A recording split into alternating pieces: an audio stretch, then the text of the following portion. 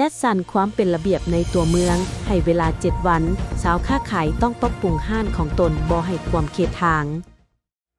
กำหนด7วันชาวค้าขายต้องปรับปรุงห้านของตนเองให้เป็นระเบียบบ่ให้มีสิ่งก่อสร้างและวางขายสินค้าในขอบทางคนอย่างเด็ดขาดถ้าละเมิดจะปฏิบัติระเบียบเข้มงวดพร้อมทางยึดเป็นทรัพย์สินของรัฐเพื่อผันขยายข้อตกลงของท่านเจ้าของนครหลวงเวียงจันทน์ว่าด้วยการจัดสรรความบ่เป็นระเบียบเรียบร้อยในตัวเมืองและศาลเมืองในตอนเช้าวันศุกร์19มิถุนายน2026นี้ท่านปอ.สมใจหวังเดชอุดมรองหัวหน้าแผนกโยธาธิการและขนส่งนครหลวงเวียงจันทน์พร้อมด้วยคณะจัดสรรความบ่เป็นระเบียบเรียบร้อยในตัวเมืองและศาลเมืองนครหลวงเวียงจันทน์ได้สมทบคณะจัดสรรและองค์การปกครองบ้านทงตูมเมืองจันทบุรีได้ลงจัดสรรตามสายทางถนนเจ้าอนุวงศ์ถนนเจ้าราชวงศ์นับแต่ไฟอำนาจถงคันคำหาไฟอำนาจบ้านตานมีไซเห็นว่าสภาพการวางไข่เครื่องกองดินกองหินทรายตั้งขั้นโฮมและต่อเติมเทิบเงิบออกมาบ่เป็นระเบียบเรียบร้อย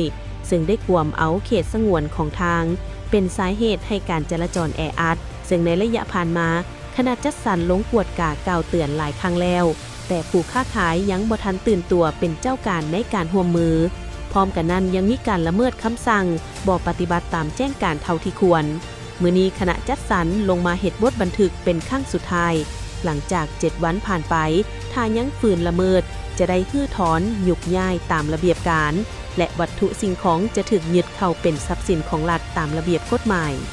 ภายหลังสำเร็จในการจัดสรรเส้นทางไฟอำนาจถงคันคำไปหาไฟอำนาจตานมีไซแล้วจะสืบต่อลงจัดสรรเส้นทางถนนดงคำสร้างและเส้นทางที่สำคัญที่ได้กำหนดไว้คือในมื้อนี้แม่นพวกเราจะได้ลงสำรวจพร้อมเฮ็ดบทบันทึกกล่าวเตือนและแนะนำให้ผู้ประกอบการผู้พ่อแม่ประชาชนต้องได้มีการยกย้ายสิ่งกีดขวางโดยเฉพาะพวกเราจะได้มีการยกย้ายสิ่งกีดขวางสิ่งปลูกสร้างที่บ่ถูกระเบียบมีการยกย้ายโต๊ะตั้งห้านหรือว่าวัสดุขายเครื่องอุปกรณ์ต่างๆที่ชาวค้าขายหรือผู้ประกอบการได้วางอยู่ในเขตสงวนของทางพวกเราหันจะได้ให้แนะนำในการยกย้ายเคลื่อนย้ายและบรรดาเทิบเงิบที่บ่ถูกระเบียบก็จะได้มีการแนะนำให้ฮื้อถอนหรือว่ายกย้ายออกดังนั้นล่ะ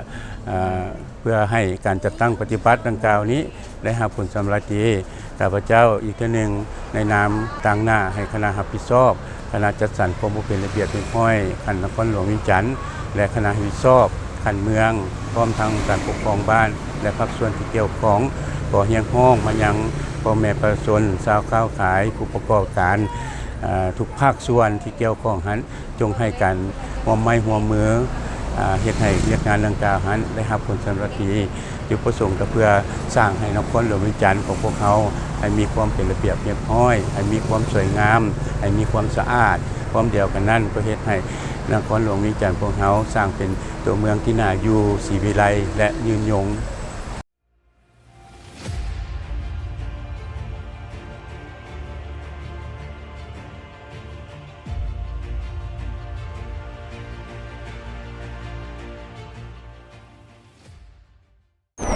ซัมเมอร์นี้บ่จบง่ายๆ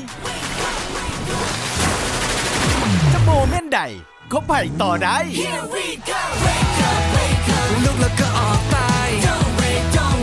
ลาไม่รอใครเปิดความซ่าดีลุกแล้วก็ออกไปบอกว่าซ่าดีเอาอีกไหม